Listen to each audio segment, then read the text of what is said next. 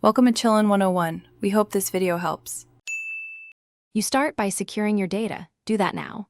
Back up to your Google account and copy photos to a PC or SD card so nothing is lost.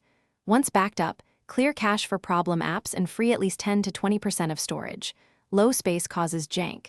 Next, force stop suspect apps and reboot directly into safe mode to disable third-party apps temporarily. This narrows causes fast, so you can see whether system functions return to normal.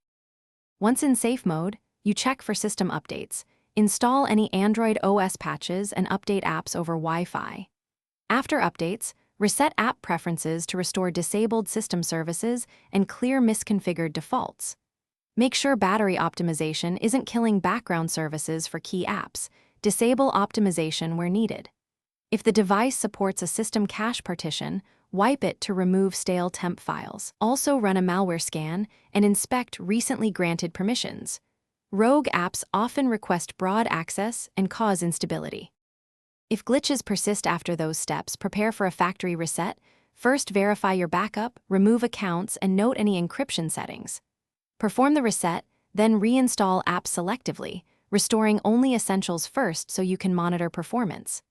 Once you restore data, use the phone for 24 to 48 hours and watch for recurring patterns, specific apps, times, or actions.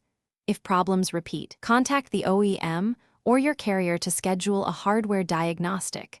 Knowing timestamps and steps that reproduce the glitch speeds up a repair. Thanks for watching.